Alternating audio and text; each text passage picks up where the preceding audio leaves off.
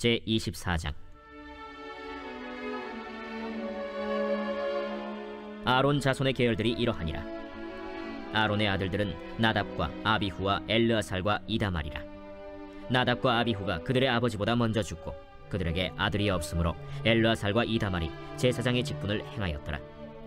다윗이 엘르아살의 자손 사독과 이다말의 자손 아히멜렉과 더불어 그들을 나누어 각각 그 섬기는 직무를 맡겼는데, 엘르아살의 자손 중에 우두머리가 이다말의 자손보다 많으므로 나눈 것이 이러하니, 엘르아살 자손의 우두머리가 16명이요 이다말 자손은 그 조상들의 가문을 따라 8명이라.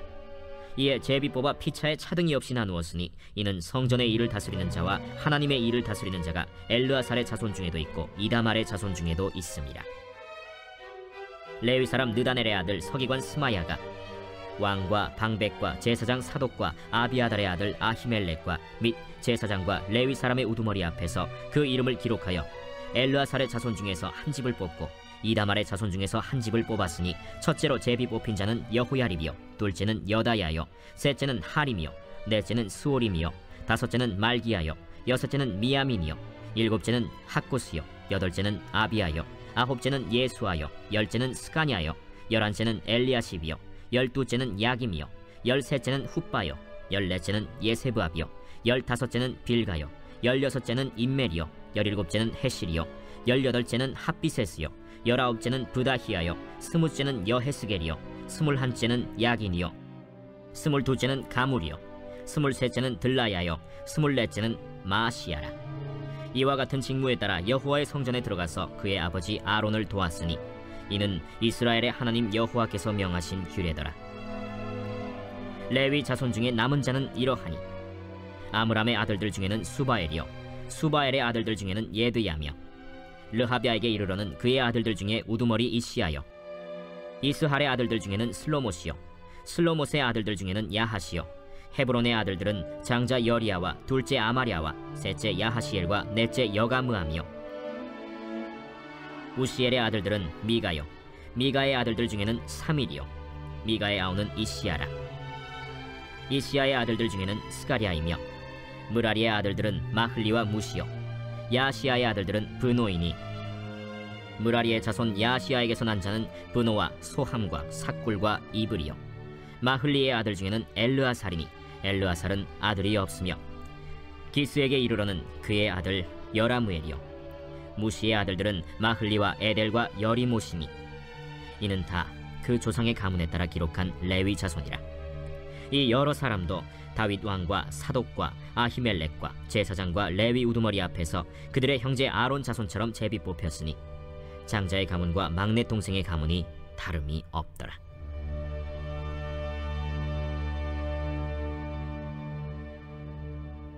네, 오늘도 이 자리에 나오신 우리 모든 성도님들에게 주님의 은총이 충만하기를 간절히 축복합니다. 오늘 말씀에 보면 다윗이 나이가 이제 많자 늙게 되었지요. 그래서 아들 솔로몬을 왕으로 삼았습니다. 그래서 이스라엘 모든 방백과 제사장과 레위 사람들을 모으게 됩니다. 그들의 이름이 기록되어 있는 말씀이 오늘 본문 24장의 내용이지요. 그런데 이렇게 성경에 이름이 많이 나오면 집중이 좀 저는 잘 안 되는 것 같습니다. 이렇게 말씀이 집중이 잘 안 되는데, 그래서 간단히 오늘 24장의 말씀을 두 부분으로 나누어 보면, 본문 1절에서 19절까지는 제사장 직분을 맡은 사람들에 대한 명단입니다. 그리고 20절부터 마지막 절까지는 레위 자손 중에 남은 사람들에 대한 명단이 기록되어져 있습니다. 특별히 주목하게 되는 것은 오늘 본문 1절의 말씀입니다. 1절 말씀에 보면 아론 자손의 계열들이 이러하니라. 아론의 아들들은 나답과 아비후와 엘르아살과 이다말이라. 하나님께서는 아론 가문을 제사장 가문으로 세우셨지요. 민수기 18장 20절에도 이렇게 말씀이 나옵니다. 여호와께서 또 아론에게 이르시되 너는 이스라엘 자손의 땅에 기업도 없겠고 그들 중에 아무 분깃도 없을 것이나 내가 이스라엘 자손 중에 내 분깃이요 내 기업이니라. 하나님께서는 아론과 그의 가문을 제사장 가문으로 지목하시고 그들에게는 땅을 분배하지 않았습니다. 땅을 허락하지 않으셨지요. 제사장 가문의 분깃은 땅이 아니라 여호와 하나님 자신이심을 밝히셨고 그 직분은 예루살렘이 멸망하기까지 지속되었습니다. 아론은 4명의 아들이 있었습니다. 큰 아들, 둘째 아들인 나답과 아비후는 아버지 아론보다 더 먼저 죽었습니다. 그들이 아버지보다 먼저 죽게 된 이유가 바로 레위기 10장 1절에서 3절 말씀에 기록되어져 있는데요. 제가 읽어드리겠습니다.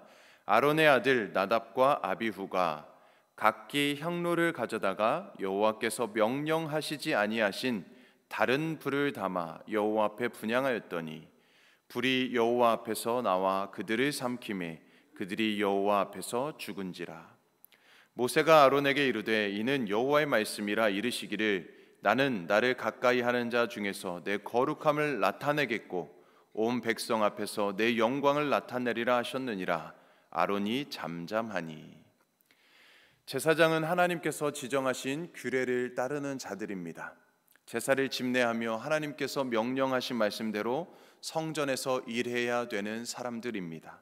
그러나 아론의 이 첫째 아들, 둘째 아들은 제사에 쓸 불을 번제단에서 가져다 사용했어야 함에도 어떤 생각이었는지 모르겠지만 어떻게 이렇게 행동했는지 정확히 알 수 없지만 다른 불을 사용함으로 하나님의 말씀을 가볍게 여겼습니다.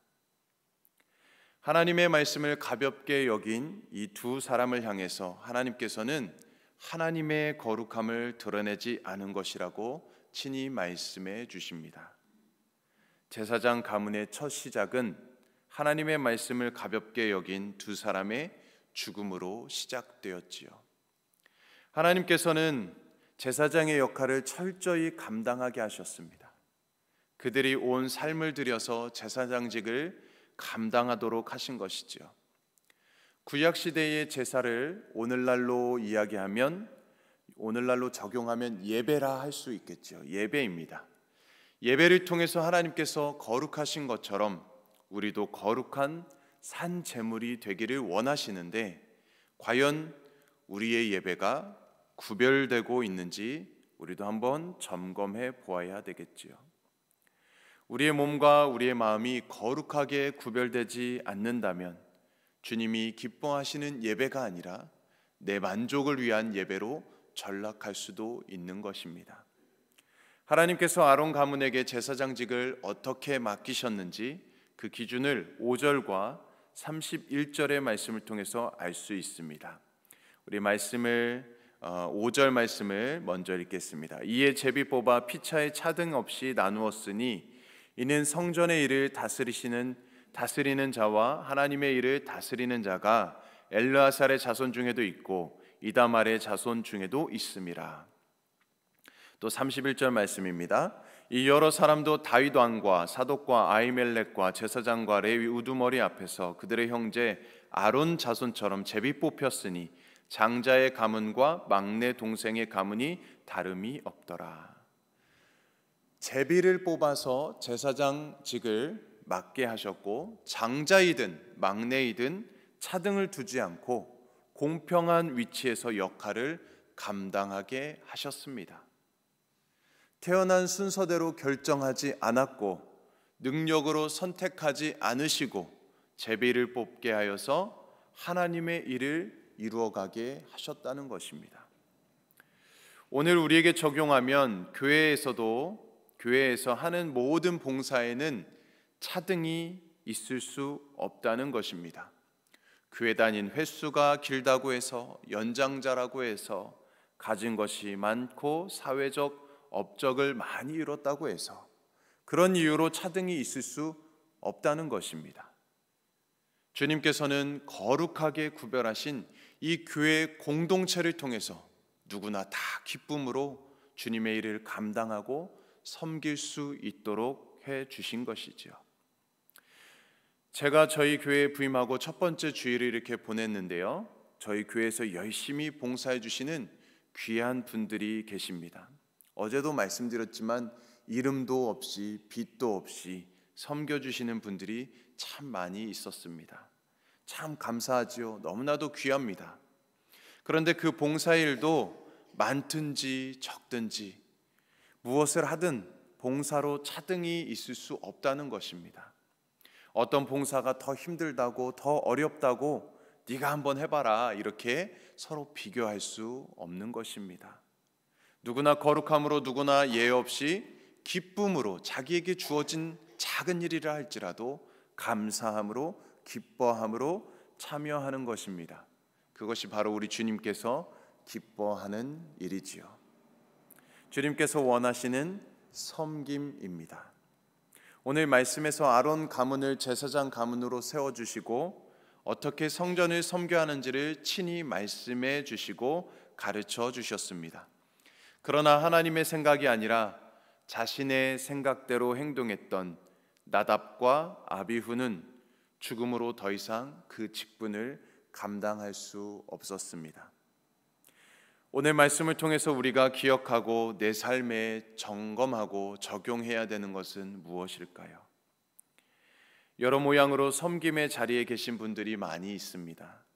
그런데 과연 그 섬김이 내 만족을 위한 것은 아니었는지, 그 섬김이 내 업적이 되진 않았는지 우리는 한번 점검해 보아야 합니다. 섬김에 있어서, 봉사에 있어서, 교회에서 있는 모든 일에 있어서 우열이 있을 수 없고 크고 작음이 있을 수 없는 섬김일 때에만 그 섬김을 통해서 하나님께서는 영광과 예배를 받으실 것입니다. 바라기는 우리 모든 성도님들이 오직 하나님의 영광만을 위해서 귀하게 섬기시고 또 섬김의 통로로, 축복의 통로로 쓰임 받으시기를 주님의 이름으로 간절히 축복합니다. 아멘. 우리 함께 기도하겠습니다. 하나님 아버지, 아론 자손을 선택하시고 예배를 섬기고 성전을 관리하는 일을 맡겨주시며 차등 없이 다름 없이 감당하도록 하셨습니다. 오늘 우리의 섬김과 봉사도 차등 없이 우열 없이 이루어지고 있는지 돌아볼 때에 우리 자신의 모습을 바르게 분별하게 하셔서 내 만족이 아니라 주님께서 기뻐하시는 거룩한 산제사를 드리는 우리 모두가 되게 하여 주시옵소서. 그리할 때 빛 되신 주님 안에서 빛의 자녀로 더욱 든든히 서가는 복된 날이 되게 하여 주시옵시고 오직 하나님의 영광을 위해 살아가는 우리 모두가 되게 하여 주시옵소서. 그럴 때 우리 교회가 하나님 안에서 더욱더 아름답게 건강하게 세워져 가게 하여 주실 줄로 믿습니다. 감사드립니다. 모든 말씀 예수님의 이름으로 기도드리옵나이다. 아멘.